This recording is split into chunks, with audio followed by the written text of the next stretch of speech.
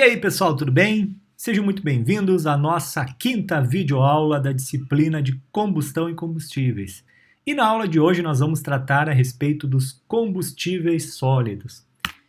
E vamos começar falando aí do carvão mineral. O carvão mineral ele tem uma extrema abundância na natureza. Ele é muito superior à quantidade dos combustíveis fósseis, né, do petróleo, por exemplo.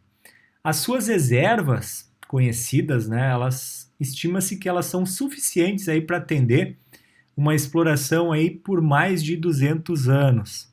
Só que o carvão também não é uma fonte aí particularmente atraente, porque ela é potencialmente mais poluente do que outros combustíveis fósseis, principalmente com relação à emissão de gases e particulados, como dióxido de carbono, óxidos de carbono, óxido de nitrogênio, enxofre, particulados, metais pesados.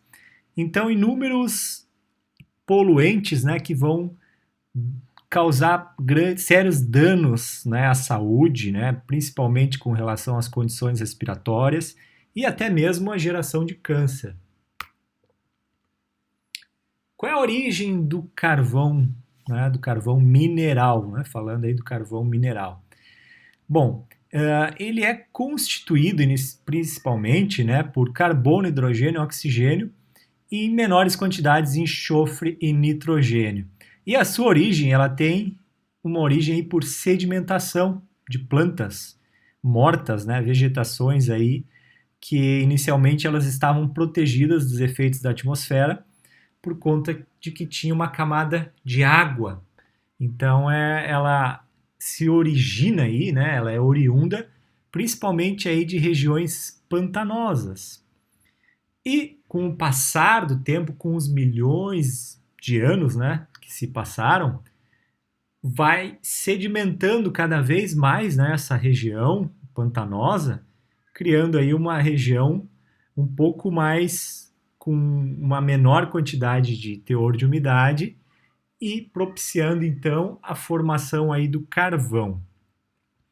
Grande parte dessas camadas de carvão, que a gente chama aí de betuminosos, né, eles vão se encontrar então em terrenos úmidos, regularmente inundados, né, por água, que terão promovido e suportado a formação abundante de matéria vegetal. Então, toda aquela matéria vegetal lá da região pantanosa, ela tem condições aí de formar, né, por milhões e milhões de anos, o carvão mineral. Né? O que a gente estima é, por exemplo, uma sedimentação desta estrutura que a gente chama aí de turfa para 3 centímetros por século. Então, leva muito tempo para geração final aí do carvão.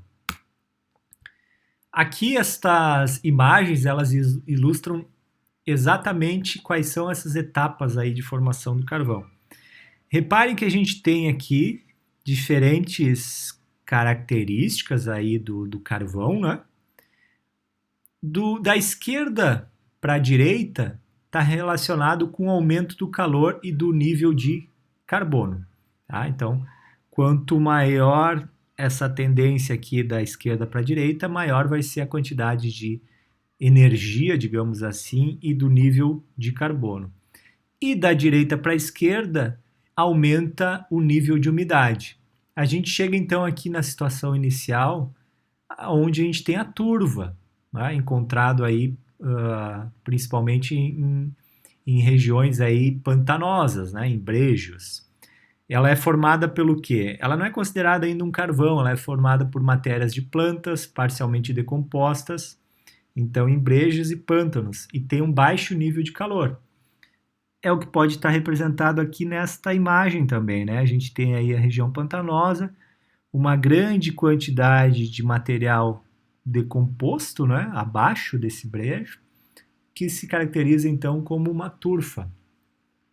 A próxima etapa, então, é a sedimentação, né, dessa estrutura, como foi visto ali anteriormente, né, 3 centímetros por século, até um ponto onde a gente chega na característica do lignito, aonde vai diminuir o teor de umidade, né? Até mesmo a região aí pantanosa, né, brejeira, né, ela pode até desaparecer e formar uma região mais sedimentar, aonde a gente forma então uma estrutura aí conhecida aí como lignito ou lignita, ou carvão marrom.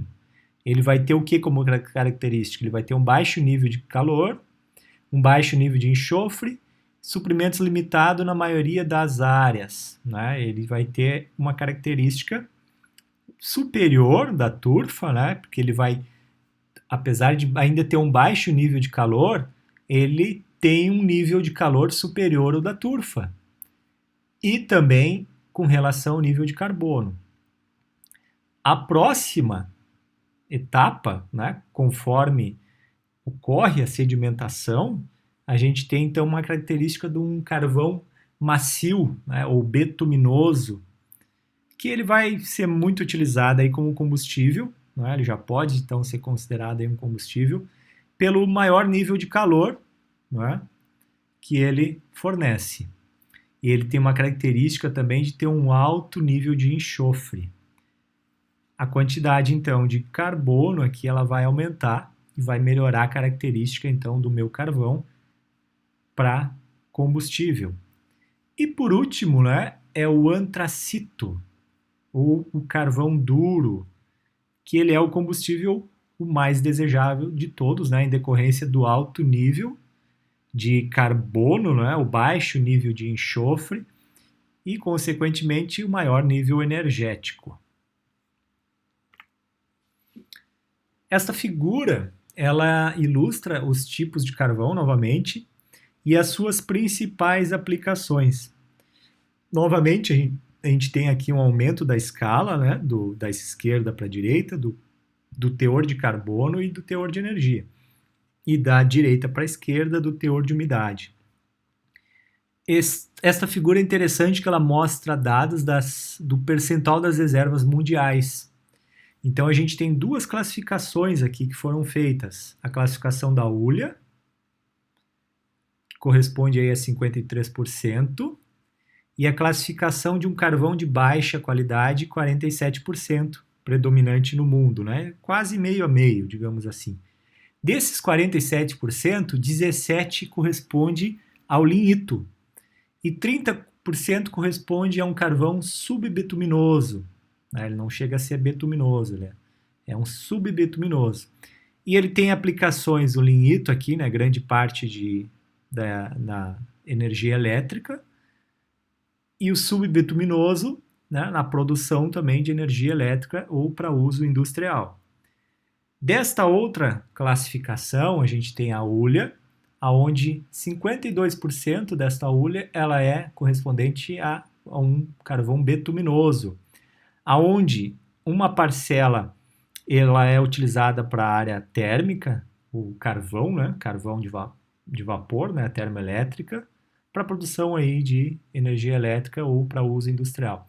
E a outra parcela para uso metalúrgico, onde a gente tem aí o coque, né, para a fabricação aí de ferro e aço. Então aqui para o setor aqui siderúrgico, né, metalúrgico.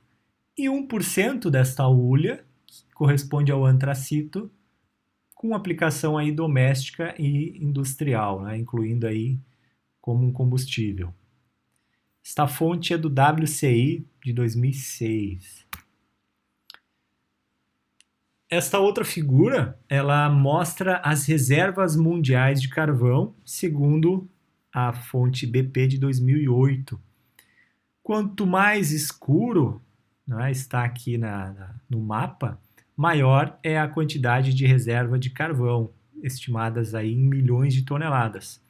Então esse verde mais escuro aqui que está predominando aqui a região da Ásia, né, a região aqui da Rússia, América do Norte, né, especificamente Estados Unidos, uma parte aqui da África. Aqui a da África já é uma tonalidade um pouco menor. Né? Corresponde o que essas tonalidades aqui em quantidade de carvão? Mais de 100 mil milhões de toneladas de carvão. E as mais pobres, né? As mais pobres estão aqui em branco, né? Onde tem uma quantidade estimada menor do que 134 milhões de toneladas. No caso do Brasil, ele se enquadra aqui de 1.000 a 10 mil milhões de toneladas de carvão. E quem são os principais consumidores mundiais de carvão? Aqui o principal consumidor é a China, tá? E depois a gente tem aqui também a Estados Unidos, temos a Índia, numa proporção mediana, daí já o restante dos outros países aqui da América do Norte, o Brasil aqui principalmente, na América do Sul, pouco consumo aqui na África, né? Por incrível que pareça, a gente tem um pouco consumo de carvão mineral, eles utilizam bastante ainda uma forma rústica, né, de utilização aí do carvão vegetal, da lenha, né? Mas o uso do carvão mineral, que está muito relacionado à geração de energia elétrica, né, é muito inferior aqui na África, né, com exceção da África do Sul. Esta tabela agora ela mostra o consumo mundial de carvão por país. A primeira tabela ela lista os 10 maiores produtores de carvão mineral. O maior aqui é a China, seguindo dos Estados Unidos, Austrália, Índia, África do Sul, Rússia, Indonésia, Polônia, Alemanha, Cazaquistão, e o Brasil está em 16º, né? Foi colocado o Brasil aqui nessa lista, né? E os maiores consumidores quem são? Aqui a relação é em mega tonelada equivalente de petróleo, aqui também, tá? Mega tonelada equivalente de petróleo. A China continua sendo também, além do maior produtor, a maior consumidora. Do total, né, de consumo, 41% é consumido lá na China. Seguido dos Estados Unidos, Índia, Japão, né? África do Sul, Rússia, Alemanha, Coreia do Sul, Polônia, Austrália, e o Brasil está em 21º. Esta outra imagem também ela é bastante interessante, porque ela mostra aí uma geração de energia elétrica com relação ao tipo de combustível, com dados de 1973 e com dados de 2006, né, com a fonte aqui da AIA, né, de 2008. Nós temos aqui para o carvão, em 73, né, a geração de energia elétrica por carvão correspondia aqui em torno de 37%. E mais atualmente, né, em 2006, ultrapassou 40%. Petróleo, reparem, o petróleo teve uma queda muito significativa, né, no início ali de 73. O uso do petróleo para geração de energia elétrica correspondia a quase 25%. E em 2006, né, ele foi um pouco maior do que 5%. O gás natural, no caso, tem aumentado de 73 para cá, né? Aumentou de em torno de 11 para 20%. Nuclear também aumentou, né, de 3 para quase 15%. A hidroelétrica deu uma migrada, né? No total mundial, que correspondia em 73 mais de 20%.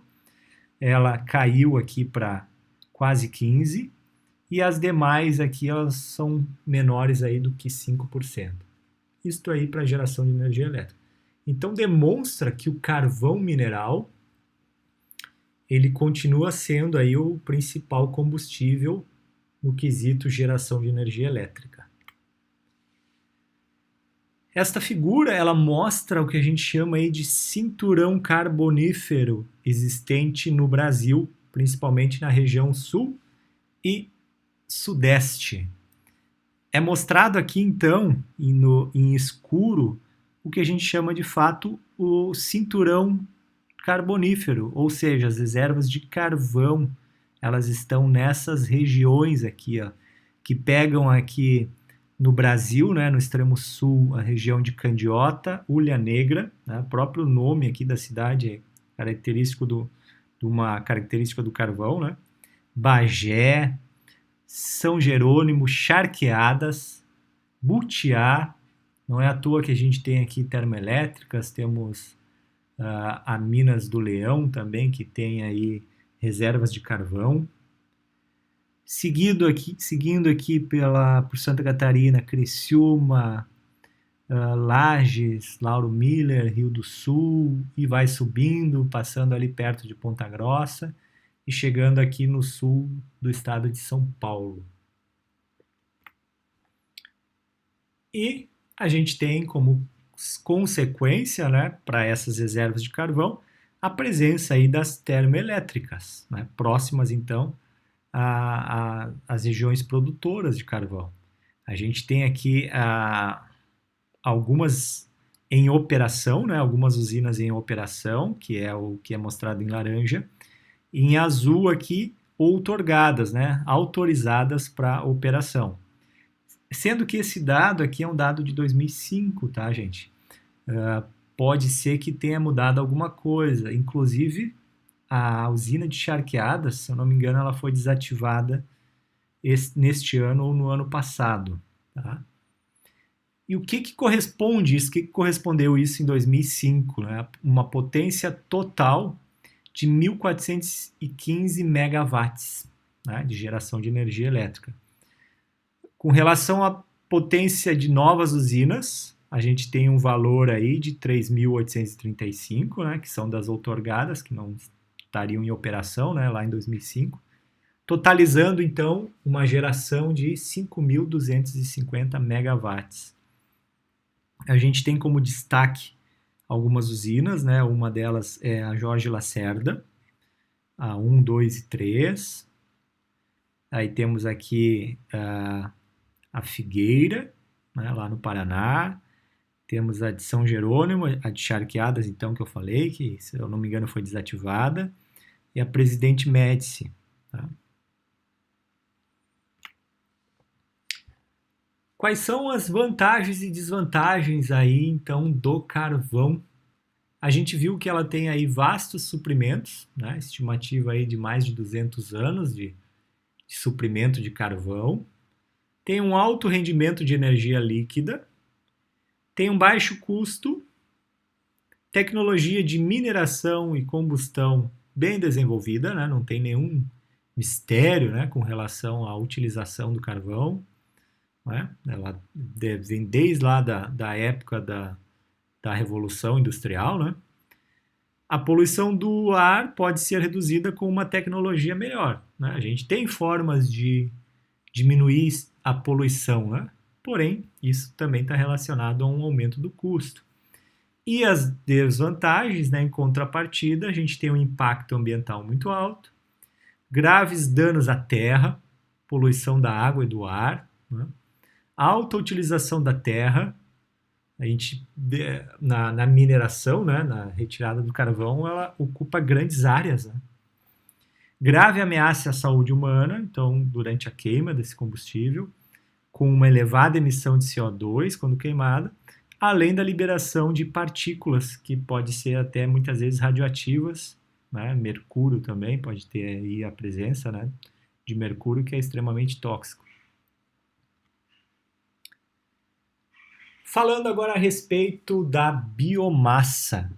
O que é a biomassa? Biomassa é toda matéria orgânica de origem vegetal ou animal, tá? E ela é uma fonte indireta de energia solar. Né? Os vegetais, por exemplo, eles cresceram, né, oriundo aí da fotossíntese, de uma radiação solar, né, do sol, o crescimento, né, toda a geração aí dos vegetais são oriundos aí da nossa fonte principal, que é a energia solar. Da mesma forma também os seres vivos também, né, o animal, né, ele também é oriundo aí dos processos metabólicos que envolve aí também a energia solar. Daí a gente tem na biomassa o que a gente chama aí de agroenergia. A gente tem a rota, né, de produção aí de alimentos, aonde indiretamente a gente gera resíduos. Resíduos esses vegetais, que podem gerar biogás, né? Os resíduos, né, podem gerar biogás, que é um tipo de geração de um combustível que pode ser utilizado aí diretamente para geração de energia elétrica ou para energia térmica. Então, por isso que ele vai numa rota aqui, ó, de cogeração. Tá? E os próprios resíduos. A queima mesmo do resíduo também ela gera uma energia térmica. Tá? Depois a gente tem a rota direto mesmo de produção de energia. Ou seja, a gente pode ter aqui a rota da cana-de-açúcar, aonde a gente produz aí como combustíveis o etanol, que pode ser oriundo aí da cauda, né, da cana-de-açúcar, da partir da fermentação, né? O etanol extraído da celulose, né, da celulose ali do bagaço, né, da cana, e também o que a gente gera aí como resíduo da fermentação, a conhecida vinhaça, ou vinhoto, ele pode ser gerador aí também do biogás. Tá? E a própria biomassa, o próprio bagaço e a palha, né, da cana, que eles podem ser queimados, então, para geração térmica. Então, tudo isso aqui, ele pode ser utilizado aí como cogeradores, né? Seja para produzir eletricidade, seja para produzir energia térmica, com a geração aí de CO2, né? Ou diretamente como combustíveis, né? Como é o caso aqui do etanol. Daí depois a gente tem também, né, a rota da energia, a produção de oleaginosas, né, com o intuito de produção de biodiesel, tá? Que a gente vai falar um pouco mais à frente. A citricultura, que tem como resíduos aí a biomassa da polpa. Então a gente tem aí uma energia que a gente pode utilizar aí durante a queima. A pecuária, que é o quê? Que é a parte aí do sebo, né, da gordura animal, que ela também pode ser utilizada aí como matéria-prima para produção de biodiesel. E por fim, a gente tem aí as florestas, né, que aonde a gente pode extrair da celulose, principalmente aí na produção do papel, né, que a gente tem aí a lignina, a celulose e tem a lixívia como resíduo, a gente pode estar extraindo o etanol da celulose, né, uma tecnologia não tão simples, né, quanto o tradicional, né, mas podemos estar extraindo etanol da celulose. Ou o cavaco, né, o resíduo, né, da parte da madeira, né, do beneficiamento da madeira, se gera muito resíduo, que é o que a gente chama aí de cavaco, né, cavaco de madeira, que pode ser utilizado aí também para queima, para uma cogeração, seja para produzir eletricidade na termoelétrica, energia térmica, no aquecimento, né, de vapor principalmente. Como é que a biomassa ela se enquadra aí dentro da matriz energética? Bom, a gente tem dados aí do Balanço Energético Nacional de 2020, né, tendo como o ano base o ano passado, o ano de 2019. A biomassa ela se enquadra então nos renováveis, aonde estamos numa parcela quase igual para igual. Os não renováveis ainda é um pouco superior, né, 53,9%, e os renováveis 46,1%. E desses 46, 18 correspondem à biomassa da cana. Tá? Além de considerarmos também como dentro de uma biomassa, né, a lenha e o carvão vegetal, que corresponde aí a 8,7%. E os demais, nós temos a hidráulica, 12,4%, e outras fontes não renováveis, outras fontes renováveis, como a eólica, a solar, 7%. Falando a respeito das desvantagens da lenha e do carvão vegetal. A gente tem uma produção de carvão vegetal que ela contribui aí para a devastação da Amazônia, como a gente vê aí em noticiários, né, do Cerrado também e do Pantanal. A outra fonte que a gente tem, né, de extração de madeira, né, no Cerrado, registra que está assoreando o Rio São Francisco. Já na região da Caatinga, a retirada da madeira é uma das causas de desertificação do Vale do Gurjeia, que fica lá no sul do Piauí. Nós temos também como desvantagem a geração aí de fumaça, né, que ela atua aí nas obstruções dos pulmões e geração de bronquite crônica. Outros problemas também relacionados à saúde, decorrentes da emissão de material particulados, principalmente nos fornos a lenha, né, aquelas mulheres, né, que ficam expostas à fumaça, né, durante principalmente a cocção de alimentos, né.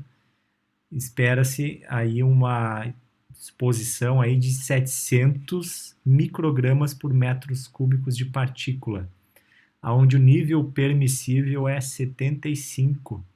Então é praticamente quase 10 vezes maior. E os dados da OMS, eles mostram, né, que 1,6 milhão de pessoas morrem por ano de doenças associadas aí à fumaça. Daí nós temos esta imagem aqui, né, uma imagem de uma mulher, né, fazendo aí a cocção. E isso é muito comum, principalmente na África, onde não se dispunha, né, de tantos equipamentos domésticos, né, como fogão, principalmente, e se usa aí, né, o método mais antigo, né, para o cozimento aí de alimentos. E o que essa queima promove, né? Ela promove uma queima ineficiente dos combustíveis sólidos e que geralmente ocorre dentro de domicílios. E aí sim vem aí o perigo, né? Porque libera uma mistura perigosa de milhares de substâncias, aonde muitas delas vão causar danos à saúde humana. E os mais importantes são quais? Material particulado, monóxido de carbono, né, extremamente tóxico, óxido nitroso, óxidos sulfúricos, formaldeído, hidrocarbonetos e material orgânico policíclico, que inclui carcinogênicos como benzopireno. Principalmente quando a gente utiliza aí, não a lenha em si, né, mas restos, né, restos de armário, por exemplo, aonde tem pinturas, onde se tem resinas. É muito comum isso, né? Principalmente nas regiões mais pobres, onde não se dispunha nem da lenha, né? Mas sim dos restos, né? Queima de papel, queima de plástico, queima de restos, então, de armários, de qualquer coisa que possa entrar em combustão, né? Que aí está o perigo, né? Porque muitas vezes a gente tem inúmeros materiais juntamente com a madeira, né, como é o caso das tintas que eu falei, que libera aí materiais mais poluentes ainda, né.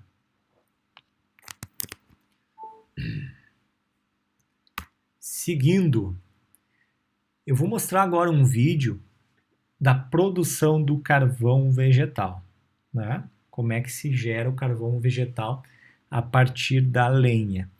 Esse vídeo eu vou deixar disponível aqui no card, tá? Para vocês assistirem também, fora desta aula, tá? E aí mostra uma tecnologia, digamos, bastante sustentável. Vamos ver o vídeo, então? Deixa eu aumentar aqui o volume.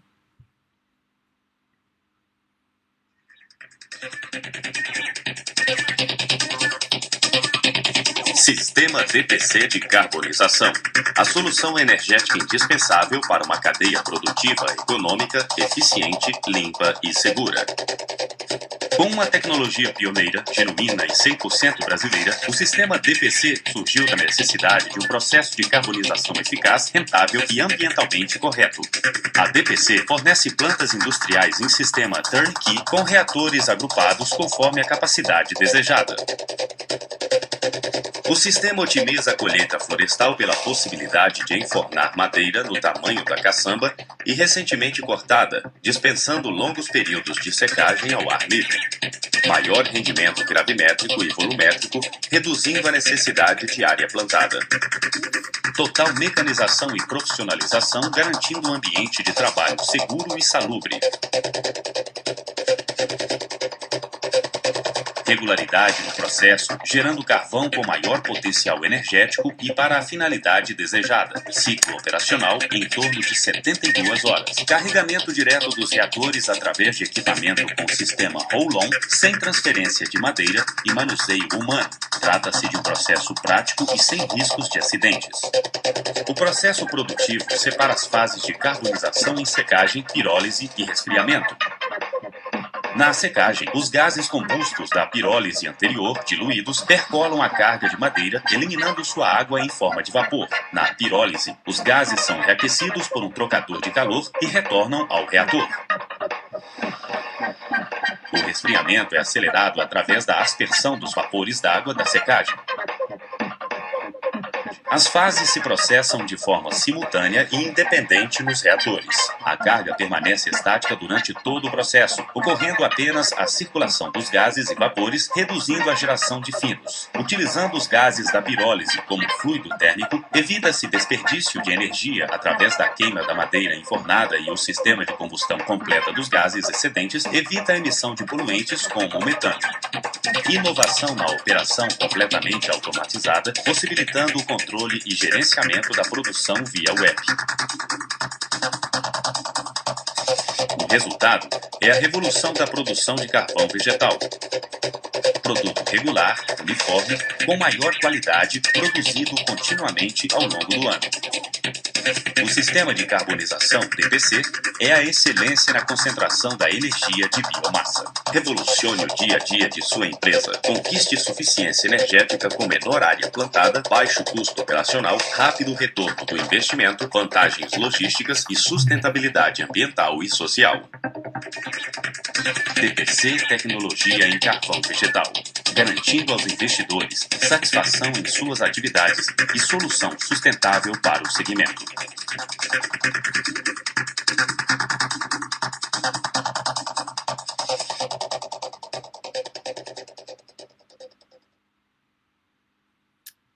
Bom, este vídeo então ele ilustrou, né, uma forma aí sustentável de produção de carvão vegetal, que se dá basicamente em algumas etapas, né, como foi mostrado ali no vídeo. Tem a parte do enfornamento da madeira, o fechamento e vedação das portas, para que não entre oxigênio, né?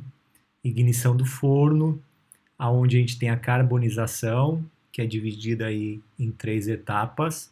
A primeira de secagem, para retirada da umidade, seguido aí pela pirólise, aonde aumenta-se a concentração de carbono e sai outros componentes, né, durante esta etapa, e a etapa final de resfriamento. Aí nesse resfriamento daí se tem a abertura do forno e retirada aí do carvão.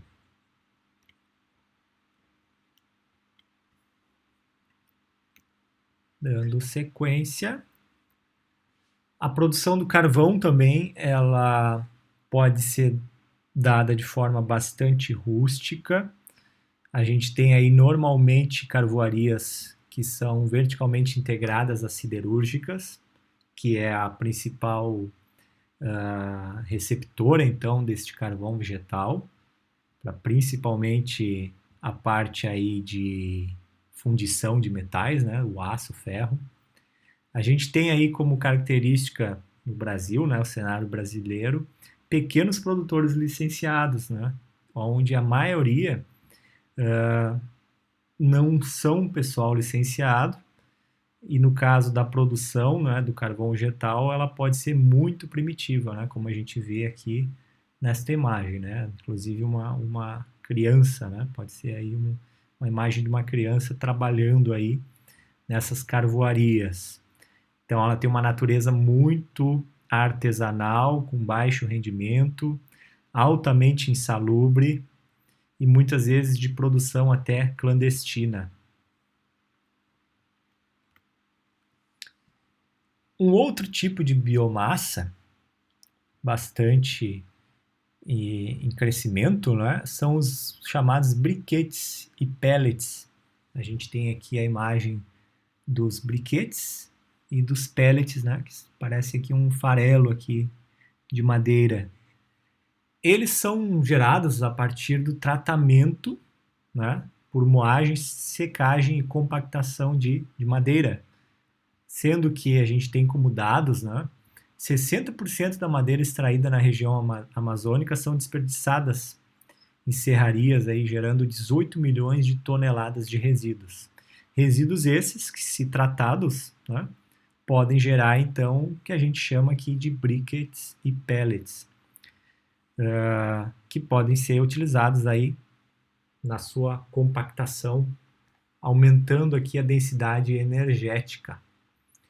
A sua densidade ela vai facilitar a estocagem e vai ampliar também o raio econômico de transporte, né? Vai diminuir muito o volume, né? Essa compactação desse resíduo que passou aí por uma moagem, né? Para ter o quê? Para ter uma granulometria igual, né? Para que se compacte de uma forma mais homogênea. E secagem, né? Desse material para reduzir o teor de umidade e aumentar a densidade energética. E o que eles têm aí como característica também, né? Por eles serem bastante uniformes, a gente vai ter um melhor controle da combustão. A gente tem aí um teor de umidade controlado desses materiais, né? E um teor geralmente muito baixo, né? E devido então a essa baixa umidade, a temperatura ela vai se elevar mais e vai produzir menos fumaça, né? A fumaça também é uma característica do teor de umidade, né, presente aí nos materiais. Menos cinzas, né, e fuligem também com relação aí à lenha. Vamos agora falar dos biocombustíveis. Os biocombustíveis, né, eles são oriundos da biomassa sólida. Tá? Então eu vou considerar aqui, como a aula de hoje é relacionada a combustíveis sólidos, eu vou considerar como combustível principal a minha matéria-prima, tá? Que a minha matéria-prima é uma biomassa sólida.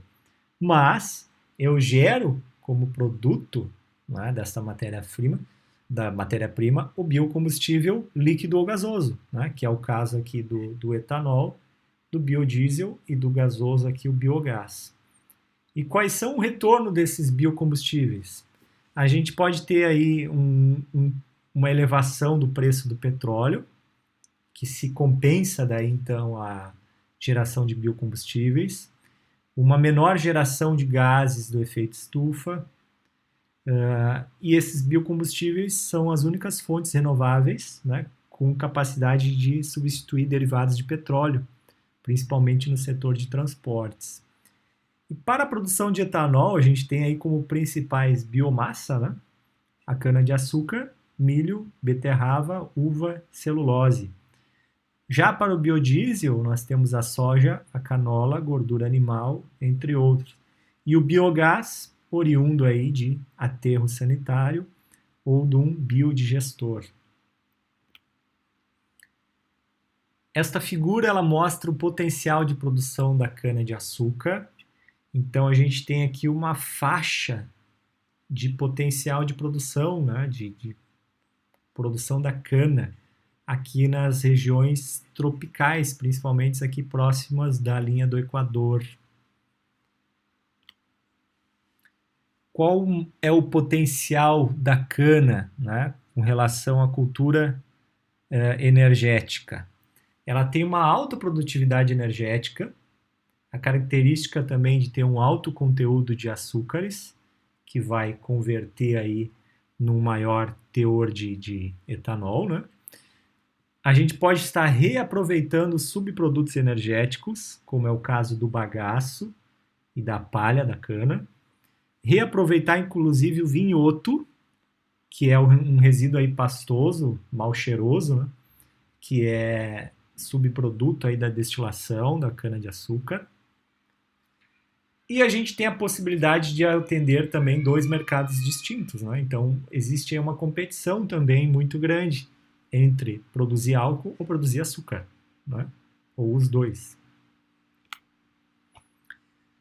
Com relação ao Brasil, né? O Brasil ele desenvolveu uma tecnologia para aproveitar a energia apenas do caldo, né? Apesar de que o bagaço, né, ele tem celulose, que pode ser convertida em açúcar, né? Que após a fermentação ela vira etanol. Só que é lógico, é um processo mais caro, né? A produção de etanol a partir da celulose, né, o etanol, daí no caso é chamado celulósico, é um processo dominado, mas caro. Já no caso dos Estados Unidos, eles estão apostando bastante no etanol celulose, né? Eles gastam aí, com relação a nós, né, 20 vezes mais em pesquisa do que no Brasil. Com relação à fabricação mundial de etanol, tanto o Brasil quanto os Estados Unidos, eles fabricam mais de 90% do etanol produzido no mundo. É importante falar sobre o Proálcool. Né? O Proálcool foi criado aqui no Brasil, né, em 1975, como meio de diminuir a quantidade de exportação de petróleo, né? Porque o petróleo ele aumentou significativamente naquela época, conforme a gente viu aí na aula anterior, né, a respeito dos combustíveis líquidos. O Proálcool ele teve uma fase de início, né, de 1975 a 79, aonde se produzia 600 milhões de litros por ano, e no final, né, chegando aí a 3,4 bilhões de litros por ano. Um dado que a gente tem, né, os primeiros carros a álcool eles surgiram lá em 1978. Aí aumentou-se mais o consumo do álcool. Só que aí na década de 90, com a redução aí do preço do petróleo, o álcool começou a ficar aí em desuso, né, menos viável economicamente por conta de que o petróleo ele reduziu significativamente o preço. Ele só teve um boom, digamos assim, novamente, com o lançamento dos carros flex, lá em 2003. Daí inaugurou-se o que a gente chama aí de segunda fase de expansão do etanol. E qual é a ambição aí dos usineiros, né, dos produtores aí de etanol, né? Transformar o Brasil no maior exportador mundial de álcool de cana-de-açúcar. Com relação à conversão energética da cana, o que a gente tem como resumo?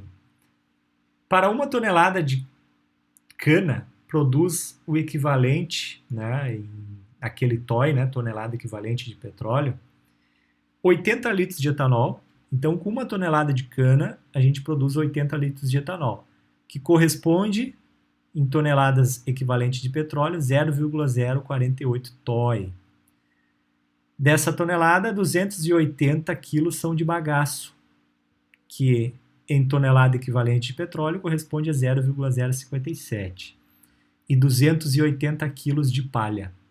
Então a gente tem aqui meio a meio, né, de bagaço e palha, com a mesma quantidade aí de tonelada equivalente. O total correspondente, então, de uma tonelada de cana em tonelada equivalente de petróleo é 0,162 TOI. Ou a gente pode considerar que essa uma tonelada de cana ela produz basicamente um barril equivalente de petróleo. Tá? Então, uma tonelada de cana equivale a um barril de petróleo. E se a gente for considerar a plantação, né, 1 hectare de produção aí de cana, ele produz aí em torno de 85 toneladas de cana. 85, então, toneladas de cana por hectare. E isso equivale, como resultado líquido, né, o petróleo líquido, não o petróleo bruto, a 60 barris de petróleo equivalente. Outras informações, né? Uma tonelada de cana equivale então a um barril equivalente de petróleo ou 0,7, né, líquido, que daí seria esse dado aqui, né? O resultado líquido de uma tonelada 85 toneladas de cana, né, 60 barris de petróleo.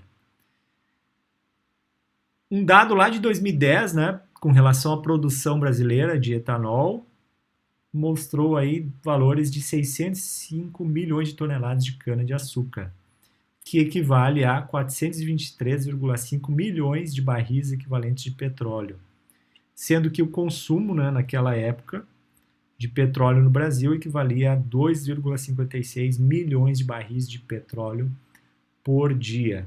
Então dá para se fazer uma conta aqui, né, quantos dias, né, se atendia, por exemplo, essa produção aqui de cana-de-açúcar.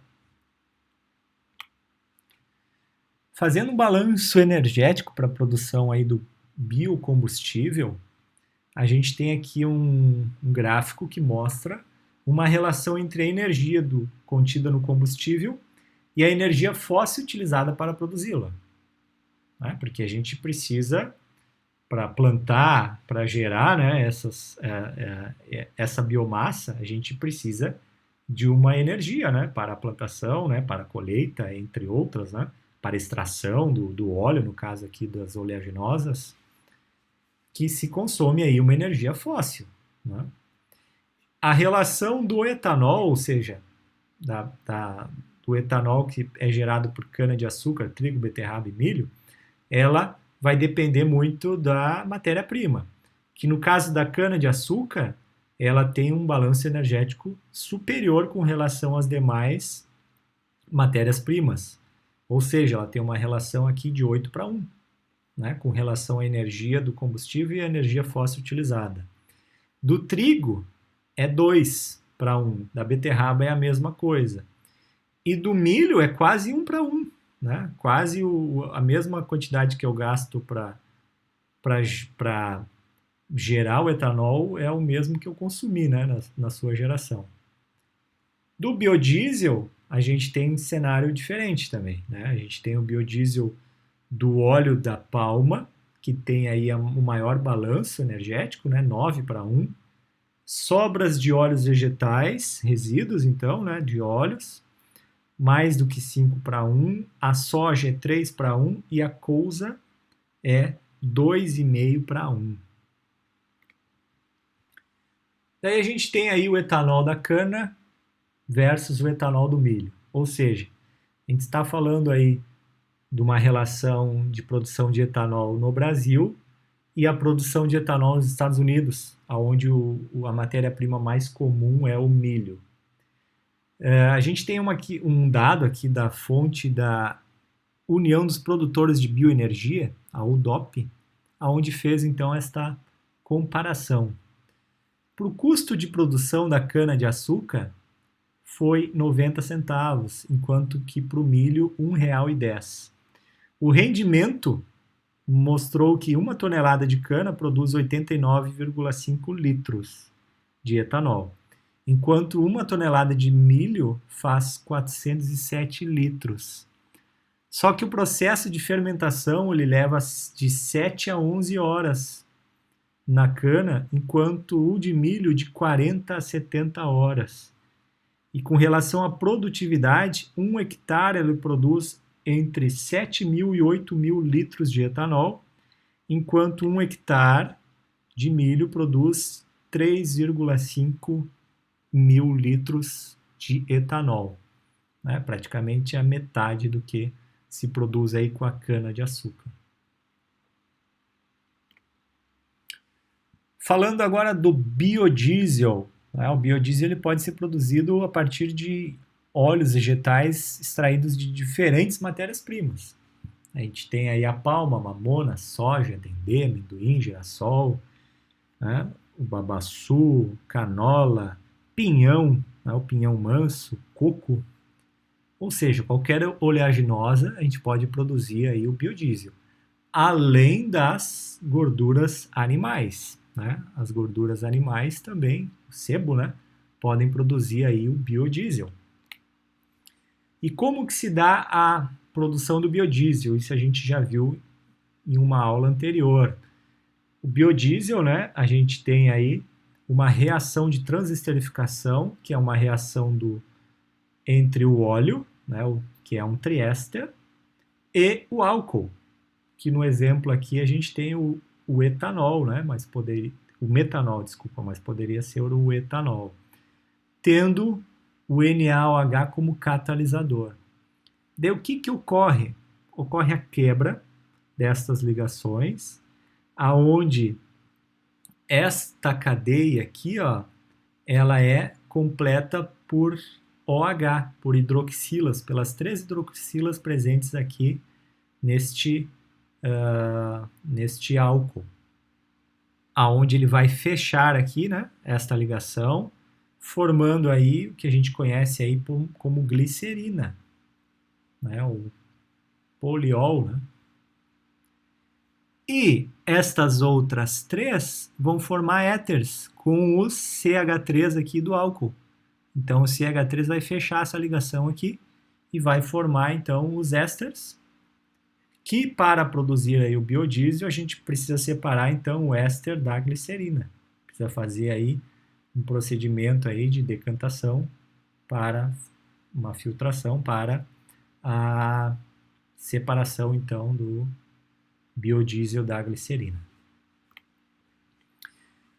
Vamos falar a respeito aí da produção de óleo aqui, principalmente no Brasil, né? O que gera aí de produção, né, por ano, com relação também ao teor de óleo, né? A gente tem as gorduras, que tem 100% de teor de óleo, né? Então não tem produção, né? Ela é 100% teor de óleo. O pinhão manso, ele tem 38% de teor de óleo. A produção de óleo em quilograma por hectare ano do pinhão é de 2.200. Mamona, 50% é óleo, com produção de 750. Girassol, 42, produção de 672. Amendoim, 39, produção de 702. E por assim vai, né? Até aqui o babaçu, que tem o menor teor de óleo, porém tem uma produção aí de 900 kg por hectare ano. Quais são as vantagens aí do biodiesel? O biodiesel ele permite reduzir as emissões de gases que causam efeito estufa, aliviando então a pressão aí sobre os preços do petróleo. Eles reduzem a emissão de fuligem, né, que gera aí a tuberculose, e enxofre, que também é um cancerígeno. E ele promove também a inclusão social e a geração de renda, principalmente no campo. O que a gente tem aí como marcos regulatórios, né? Ou seja, quanto que é autorizado, né, e obrigatório com relação aos teores de biodiesel no diesel. A gente tem uma lei lá de 2005 que estabeleceu os percentuais mínimos de mistura do biodiesel no diesel, aonde tinha marcos regulatórios, né, que já foram passados, né, nós estamos aqui em 2020. De 2005 a 2007 era autorizado a adição de até 2% de biodiesel no diesel, aonde de 2008 a 2012 já era obrigatório a adição desses 2%. E de 2013 para frente já era obrigatório a adição de 5%. Daí surgiram outras leis, né, como pode ser visto aqui neste gráfico. A gente tem uma lei de 2014, onde aumentou-se os níveis, né, de percentual, né, para 7%, e uma lei aqui de 2016, aonde o teor de 2017 era de 8%, 2018 10%, 2019 11%, e a gente está aqui numa situação de 15%. Falando a respeito do biogás, né? O que é o biogás? Ele é um conjunto de gases, tá? Ele é formado principalmente por metano e gás carbônico. E ele é oriundo aí da degradação da matéria orgânica em meio isento de oxigênio, tá? Em meio anaeróbio.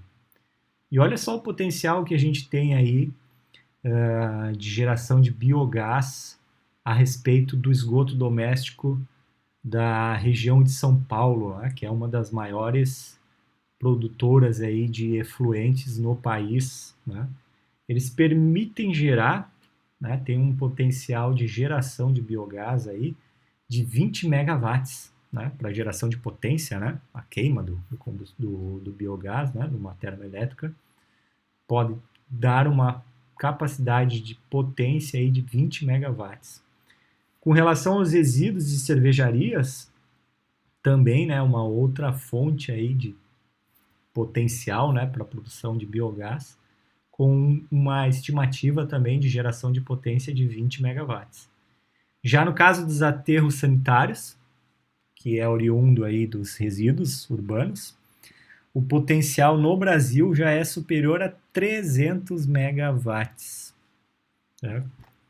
A gente tem aqui uma reportagem aqui do Estadão, né, mostrando aqui um primeiro ônibus do mundo movido a esgoto, né, circulando lá na Inglaterra, não me lembro se é em Londres, né, circulando lá na Inglaterra.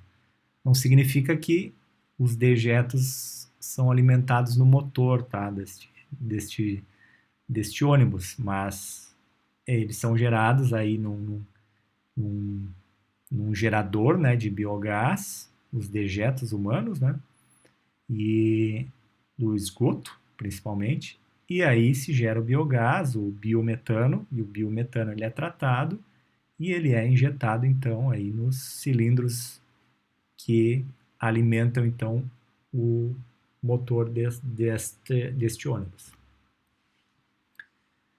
A gente tem aí o biogás oriundo de dejetos de animais. Então a gente tem algumas rotas aqui, o exemplo, né, de geração de biogás e o seu uso. O exemplo aqui, por exemplo, o esterco de suínos. Esse esterco ele é colocado num acumulador e deste acumulador a gente tem aqui um biodigestor, né, onde vai acumular os gases, né, o gás metano e CO2. Daí a gente tem o resíduo, então, desse biodigestor, que ele vai por uma lagoa de acumulação e, após esse tratamento, a gente pode utilizar aí para irrigação, né, um fertilizante. E o biogás, ele pode ser usado como gerador, então a gente tem aqui um grupo gerador, geração de energia elétrica, ou pode ser utilizado muitas vezes em silos, né, para secagem de grãos, ou aquecimento direto dos suínos, ou outras situações também, né, aquecimento térmico. Já o biogás oriundo do aterro sanitário, a gente tem aí o depósito, então, do aterro em estruturas que são compostas aí por uma camada de argila, né, normalmente, né, uma camada de argila, para evitar aí a poluição, né, do lençol, no lençol freático, né, uma vez que o aterro ele vai gerar aí chorume, né, geomembranas, então, para tornar então mais impermeável, né, essa camada, o depósito então dos resíduos no aterro e aqui os dutos, né, onde vão captar o biometano, que é gerado aí a partir da degradação da matéria orgânica. Então, a característica desse aterro, quanto maior a quantidade de orgânicos, melhor, né, sendo que o aterro ele pode ter outros materiais, né, ele pode ter aí plástico que não vai gerar aí o biometano, né, precisa ser matéria orgânica. E o sistema aqui de drenagem, né, com um soprador, um sistema de exaustão. A imagem aqui mostra a queima do biometano, mas ela poderia ser tratada, separado aí o CO2 e utilizado aí para geração de energia, seja ele para uma termoelétrica ou seja para alimentar um veículo. Agora vamos falar a respeito das usinas termoelétricas a biomassa. Quais são os principais combustíveis, então, que alimentam essas termoelétricas?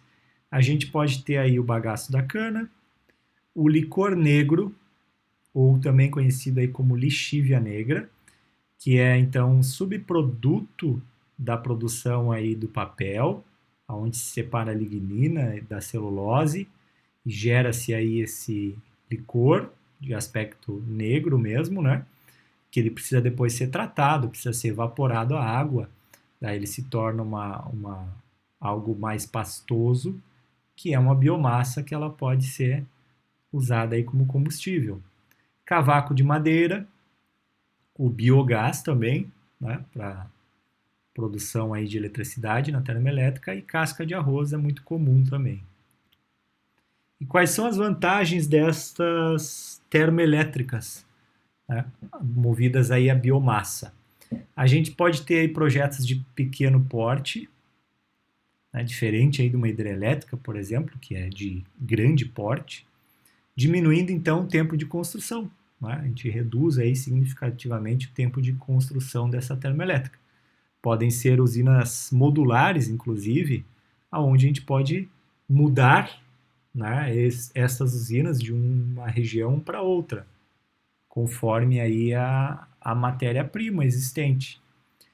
A gente tem uma menor dificuldade de licenciamento ambiental, né, por conta de ser de menor porte e ocupar uma área muito inferior, por exemplo, uma hidrelétrica.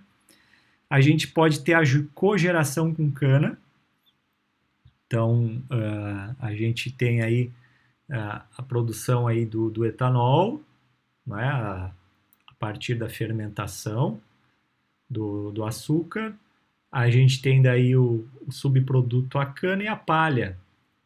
A cana e a palha, ela pode ser utilizada então numa termoelétrica para a geração de quê? De energia elétrica ou para aquecimento térmico, que ela pode ser utilizada, esse aquecimento térmico, na própria produção aí do etanol, né? Por isso que a gente tem aqui a chamada cogeração com a cana. Essas usinas elas podem ficar mais próximas dos centros consumidores, né, reduzindo então os investimentos em linhas de transmissão, e pode ser complementar também com a geração hidrelétrica, principalmente aí na região sudeste, que sofre aí com períodos de seca, normalmente de maio a novembro. E por fim, né, falando aí a respeito das usinas termoelétricas, as emissões dos gases do efeito estufa em termoelétricas, porque elas também formam CO2, né, durante a queima da biomassa, movidas então pela energia da biomassa produzida a partir de plantas cultivadas, ela pode ser compensada, tá? Porque a quantidade de gás carbônico gerado na queima é a mesma que foi absorvida durante o crescimento da planta, né? Ou que será utilizado aí num próximo ciclo, como mostra aqui essas figuras, né, do petróleo, onde a gente tem extração, processamento, consumo e a emissão de CO2. No caso do biocombustível, a gente tem o cultivo das oleaginosas, a semente, extração do óleo, processamento, consumo, a geração de CO2 e o CO2 sendo consumido aqui novamente durante o cultivo das oleaginosas, né? Durante a produção aí das oleaginosas, né? Que vão capturar aí o CO2. Bom, gente, o que eu tinha aí para passar a respeito de combustíveis sólidos era isso. Na próxima aula nós vamos tratar aí dos combustíveis gasosos e fechamos a parte aí relacionada a tipos de combustíveis. Um abraço e até lá!